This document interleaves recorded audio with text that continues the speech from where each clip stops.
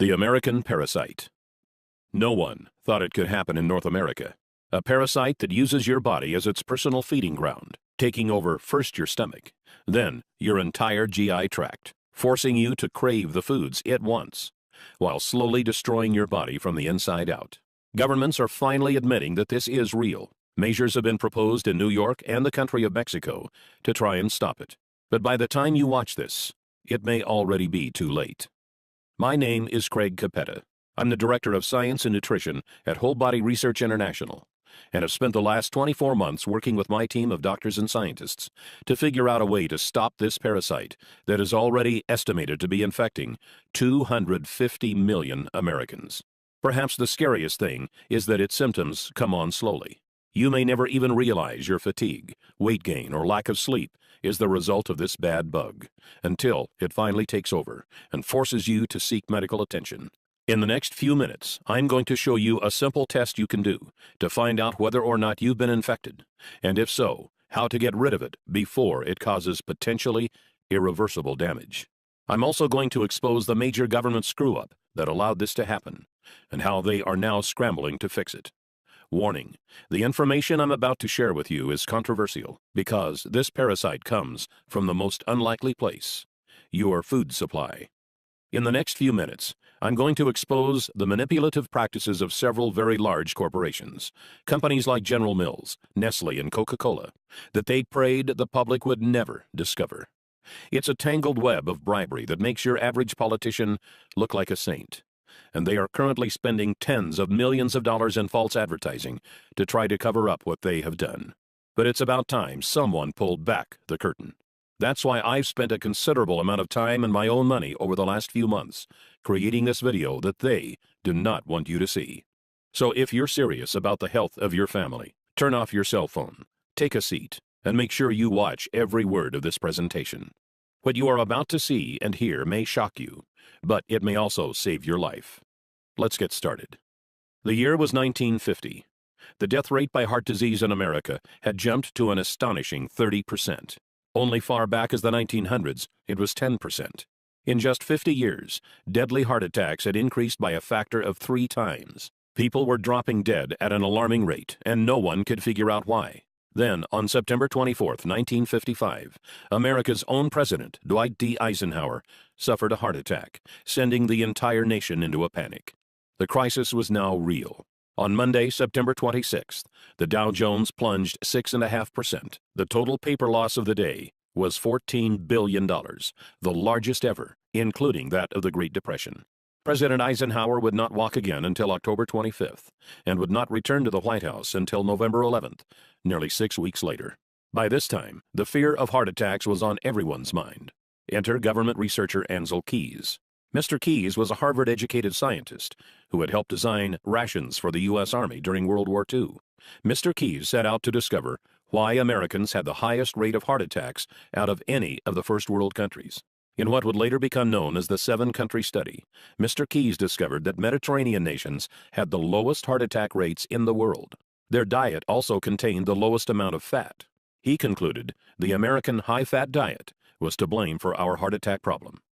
Correct or not, finally, the public had an answer. In 1956, representatives of the American Heart Association appeared on television to inform the public that a diet which included fats, such as butter and lard, and fatty foods, such as eggs and beef, would directly lead to deadly coronary heart disease. The government's own health officials began recommending people adopt a low-fat diet to protect themselves and their families. Brochures on how to eat low-fat were passed out in schools. No one wanted to suffer the same fate as the president, or worse, drop dead. Most were fine with Mr. Keys' reasoning. He became a celebrated hero and was even put on the cover of Time magazine, though he himself would many years later change his own opinion on the matter. For the time, a low-fat diet was universally accepted as the only surefire heart attack fix. Yet there was one sector that wasn't happy with this, and that was the big food conglomerates. You see, previous to Keys' findings, their favorite way to flavor their foods was by adding more fat. Food scientists had discovered that fat was a flavor carrier.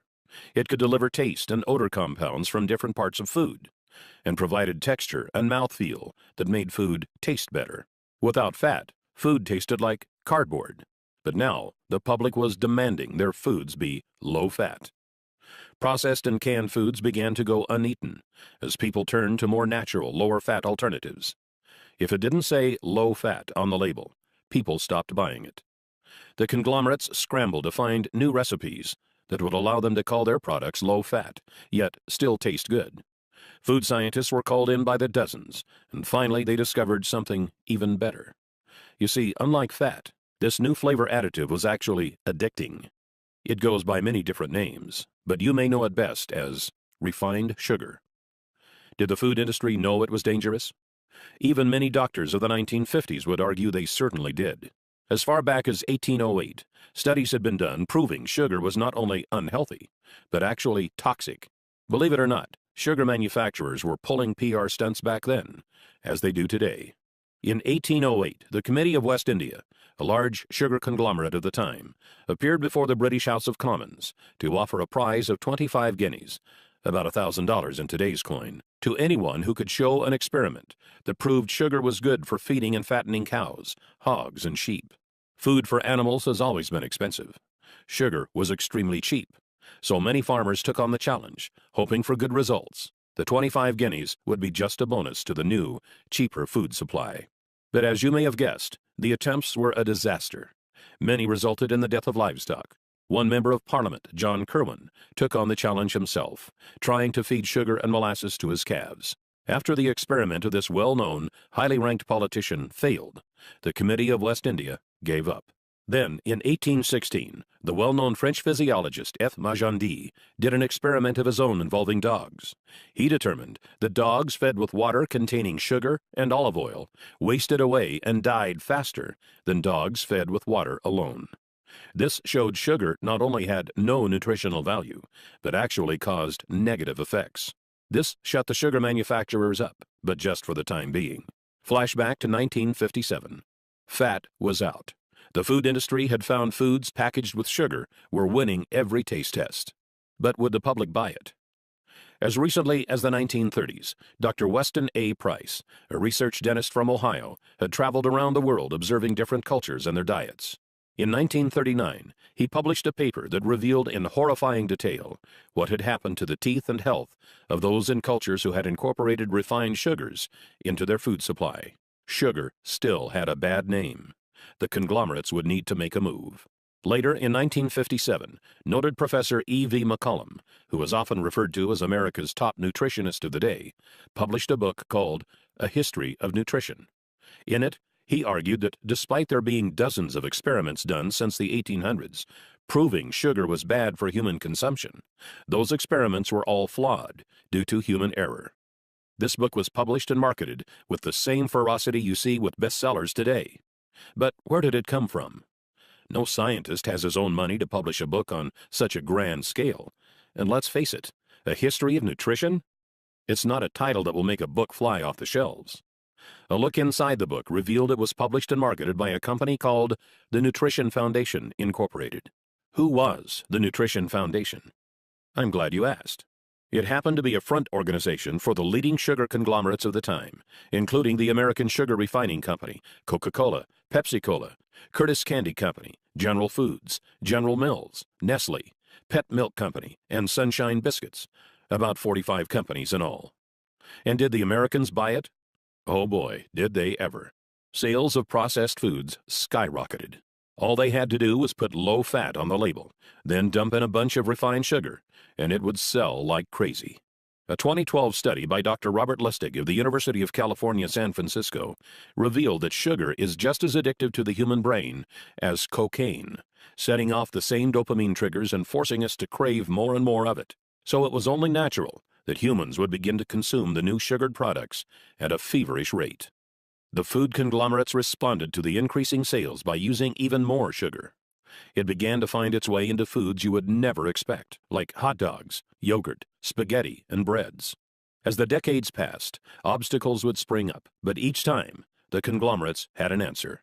In 1965, the Fair Packaging and Labeling Act began, requiring their products to be honestly and informatively labeled. By this time, the public wasn't so hot on sugar anymore, but that made no difference. The conglomerates simply hid the sugar by putting it into new forms and creating new names. This way, people wouldn't see the word sugar on the food label, but it could still be hiding inside. Some names sugar goes by are agave nectar, brown rice syrup, high fructose corn syrup, dextrose, evaporated cane juice, glucose, lactose, malt syrup, molasses, sucrose. Another classic example is when the sugar pushers began putting the word natural into all of their advertising. Made from natural ingredients became their slogan. But all refined sugars are made from natural ingredients. So is cocaine and heroin. During the 1970s, armed with new studies showing the dangers of refined sugars and exposing them in all of their forms, the American public began to wake up. For the first time since the 50s, sales of certain high-sugar foods slowed down. But the conglomerates had prepared for this and had been hard at work developing yet another weapon of their own: artificial sweeteners. Perhaps the most notorious of these was aspartame, more commonly known as Equal or NutraSweet. The story of how it became approved by the FDA is startling. By this time, the diet craze was in full swing, and the diet food market was a billion-dollar industry. It was banned in 1973, and another artificial sweetener, cyclamate, had recently been banned when it was found to cause tumors in tests done on animals. Aspartame was initially also rejected by the FDA, but its developer, G.D. Searle, was not having it. Searle presented the FDA 100 different studies that showed it was harmless, studies G.D. Searle had funded themselves. Why not? They knew if they could get it approved, they would make billions. But despite what their studies said, every time an independent study was done, it was found to be dangerous for human consumption. For the first time in history, the FDA sought criminal investigation into a food manufacturer for misrepresenting the safety tests of a product. What the investigation revealed was shocking. Deceased lab animals from the tests were not autopsied for months or even years after their deaths, so that rotting would render any tumor data inaccurate. Other animals were found to have tumors cut out and thrown away. Then the animals with the removed tumors were labeled as normal. Obvious tumors were labeled as normal swelling. The FDA easily ruled that aspartame would not receive final approval. But what would follow was a set of dirty political tricks that must have made Abraham Lincoln roll over in his grave. G.D. Searle first arranged to actually hire the U.S. attorney who was leading the investigation. Samuel Skinner first resigned from the U.S. Attorney's Office, stalling the investigation, then went to work for Searle. Later that year, Donald Rumsfeld was hired on as CEO of Searle. Yes, the same Donald Rumsfeld that was Secretary of Defense during the Bush administration. He appointed several political buddies to top management positions and proclaimed he would get aspartame approved within 1 year. At the time, Reagan had just been elected, and Rumsfeld was part of Ronald Reagan's transition team, who was in charge of choosing a new FDA commissioner. They appointed a man named Arthur Hall Hayes, Jr. One of Arthur Hayes' first acts as FDA commissioner was to appoint a 5-person panel to review the final decision to reject aspartame. 3 of the 5 panel members still voted not to approve it, citing the animal tumors as a big concern. So what did Hayes do? Simple. He appointed a 6th member to tie the vote at 3-3. Then Hayes, a man who knew nothing of food additives, decided he as a commissioner should get a vote also. He then cast the deciding vote himself in favor of approval. Shortly after this scheme, Hayes resigned from his position as FDA commissioner, after which he was hired by Searle for a position paying hundreds of thousands of dollars a year. I know this sounds like a tale from a political horror movie, but sadly, it is 100% true. After all was said and done, aspartame was approved. Coca-Cola began using it to make Diet Coke, which they then marketed as a weight loss drink. In that first year alone, the FDA received over 600 consumer complaints reporting headaches, dizziness, and other strange reactions to this new, foreign substance our bodies were never designed to handle. But the food conglomerates had won. And since then, over the last 30 years, more and more of these refined sugars, artificial sweeteners, preservatives, and other unnatural elements have infiltrated our food supply, creating essentially a new diet, without ever giving us a choice. The year now is 2013. Governments have finally wised up and are now backtracking, trying to clean up this mess. In March of 2013, New York Mayor Michael Bloomberg fought to lower sugar and sweetener consumption in his city by banning regular and diet sodas over 16 ounces. This September, Paul van der Velpen, the head of Amsterdam's health service, spoke out to call sugar an addictive drug that should be tightly regulated. And just last month, the country of Mexico made motions to put large taxes on sodas, just like the American government did with cigarettes. But like cigarettes, these dangerous additives have now become what feels like a permanent part of our society. So, what is the result of all this? What do these unnatural things actually do once we put them in bodies? Why did the dogs in F. Magendie's study die faster when sugar was added to their diets? Why are more people getting sick than ever before? Why are more people suffering from obesity than ever before? And why is cancer predicted to soar by 50% by the year 2020? The answer may frighten you, as it did me.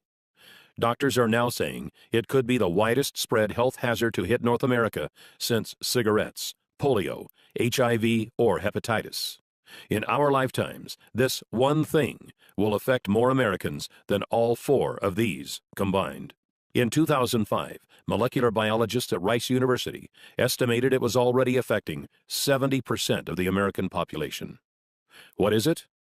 It's the consequence of the unnatural elements we've been exposed to, and the deep, dark secret the food conglomerates are right now, as we speak, spending millions of dollars to try and sweep under the rug. They have some help from the killer itself, because this disease takes over your body from the inside. Most never even know it is there, until it's too late. Its name is Candida, otherwise known as the American parasite.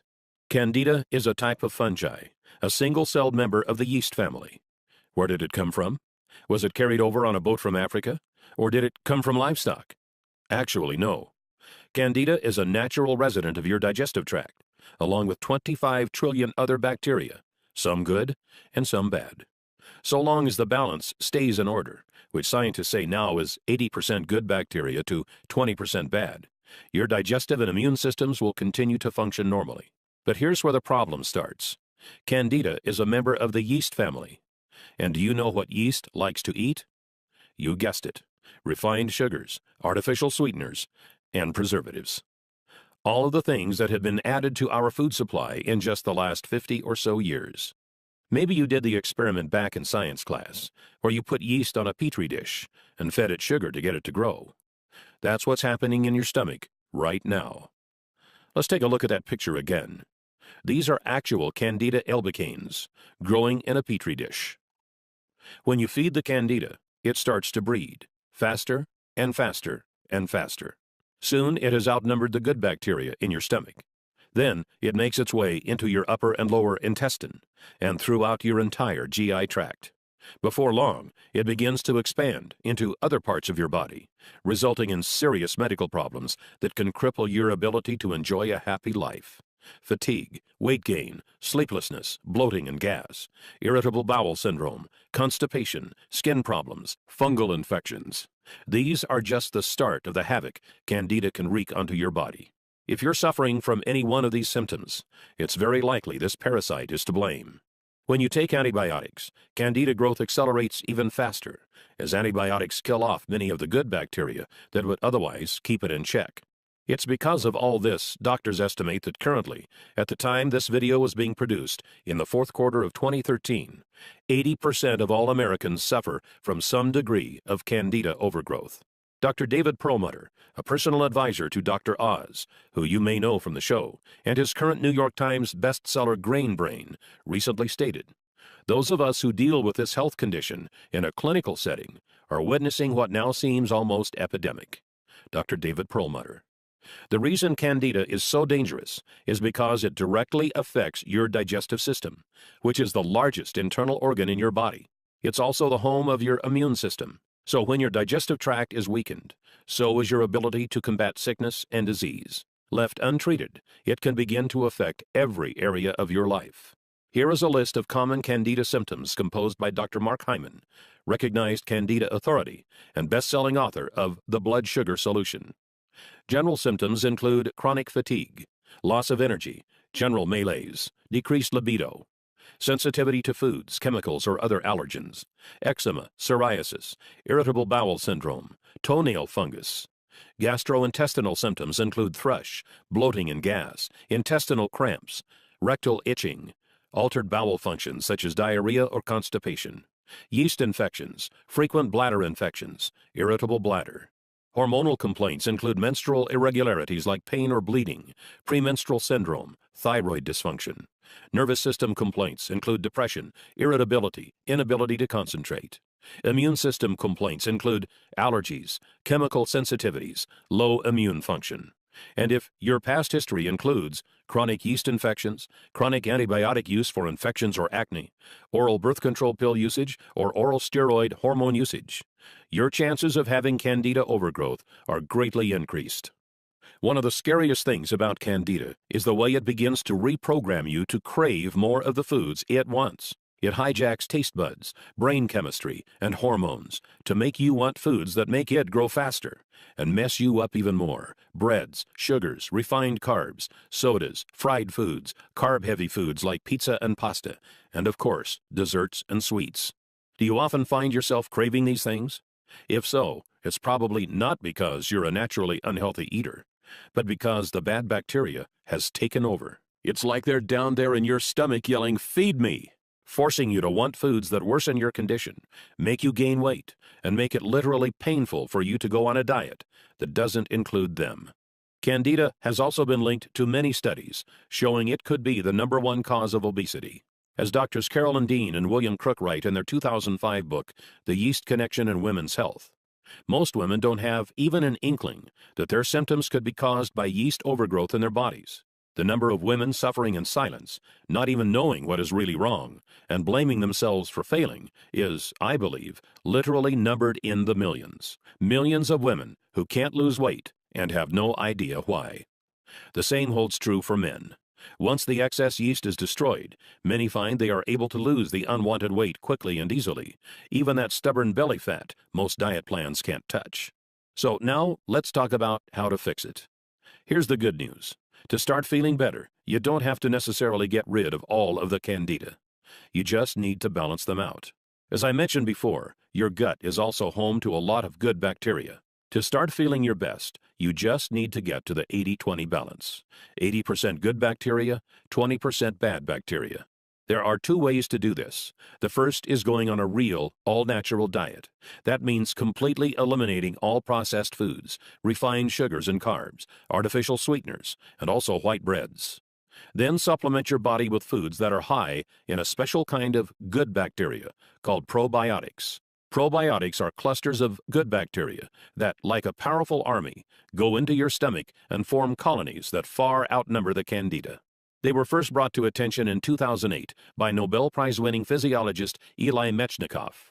Noting that Bulgarians at the time lived longer than anywhere else on Earth, he set to find out why, and deduced that it was because of their yogurt-heavy diet. He even named the first probiotic strand he discovered, Lactobacillus bulgaricus, as a tribute to them. Foods that are high in probiotics include sauerkraut, kefirs, olives, and fermented vegetables. Eliminate the unnatural elements from your diet and start eating those foods, and your gut will eventually balance itself out. But let's be realistic. In today's world, that is nearly impossible. Who wants to never eat out at another restaurant, or never go over to a friend's place for dinner? Luckily, there is now a better way. Scientists have recently figured out how to load your gut with probiotics without having to change your diet at all. They've been able to put these living bacteria into pill form, so you can take them with your meals, no matter what those meals may be. They offset the bad foods you eat, populate your gut with good bacteria, and instinctively balance you to the right ratio. Once this happens, all sorts of exciting changes can happen in your body. You have more energy, feel more alert and more active. You can focus better on work. You feel smarter, more productive, more creative. Many no longer have the need for coffee or caffeine, as your body is now able to get more energy from food and tap into it easily. Dr. Alan Walker, professor of nutrition and pediatrics at Harvard Medical School, recently stated, "Evidence from clinical research demonstrates that adding good bacteria to the diet promotes a healthy digestive and immune system. This makes your disease-fighting ability stronger, so you get sick less often." In a 2001 study, children from daycare centers in Helsinki, Finland, were given milk with and without probiotics. Those who drank the probiotic-enhanced milk were 17% less likely to get a respiratory infection and 16% less likely to call in sick because of illness. Harvard Medical School has also recently gone on record to proclaim probiotics' effectiveness at preventing vaginal yeast infections, as well as antibiotic-induced diarrhea. Dr. Michael F. Roizen, New York Times best-selling author and chief wellness officer at the Cleveland Clinic, recently said, "Taking probiotics is a habit that can really benefit the digestive system, which is intricately connected to our overall health." Many also find weight begins to fall off, since your gut processes food more efficiently. If you've had trouble losing weight in the past, it could be because the Candida have clogged up your digestive tract, which can greatly slow down your metabolism. You'll also notice those carb and sugar cravings fade away. You'll actually find yourself craving good, healthy foods that make you look and feel great. All in all, your digestive tract contains 60% of the cells in your body, so it's no surprise that clearing it up can make you feel like a whole new person. Oh, and before I go, I feel it's important I tell you about one more thing. It's important we talk about the costs of not taking care of your gut, because this is not a problem that fixes itself. If you are currently suffering from fatigue, irritable bowel syndrome, skin rashes, reduced sex drive, low energy, obesity, or lack of sleep, then chances are you are one of the 80% of Americans who has some form of Candida overgrowth. Unless you are willing to make an immediate, drastic change to your diet, symptoms will only worsen for you as the bad bacteria continues to grow. Think of it this way. Imagine if all of a sudden you decided to never brush your teeth ever again.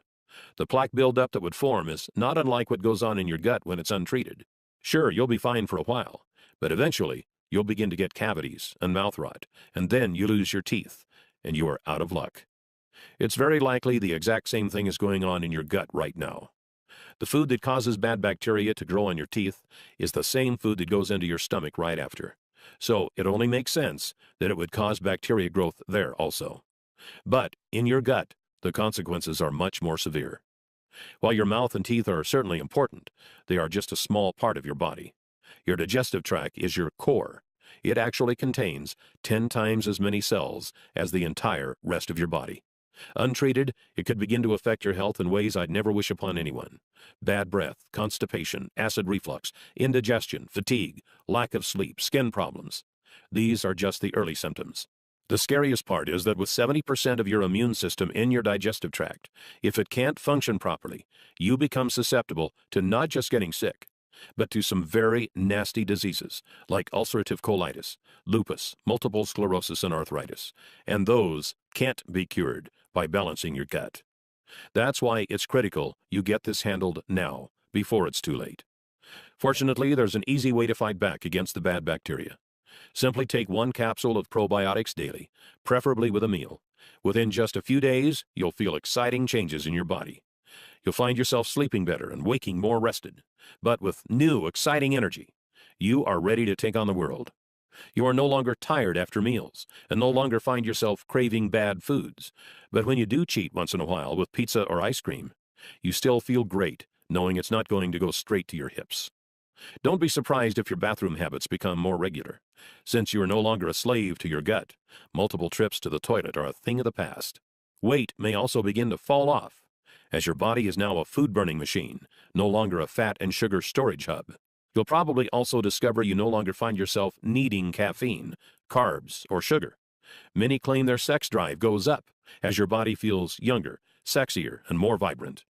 Your skin may even appear younger and firmer, as your body is better able to bring the nutrients from your food into your skin, replenishing your cells and giving you a healthy, youthful shine. And then, I can't tell you exactly when it will happen. It may be in a few days, or it could take a few weeks, but it certainly will happen. It's something I call the magic moment. The magic moment is when you wake up one day and realize that something is different. Your senses feel more powerful. You are more alert, centered, and on point. The air feels crisp, and your body feels alive. Your serotonin levels have soared, and your soul just feels like everything is right. Then you realize that's the way we humans were supposed to feel all along. And now that your body is running like a finely tuned machine, you know that you always will feel this incredible. It's a feeling you can't really put a price on. Our health is our most precious asset. Without it, we can't fully enjoy anything else.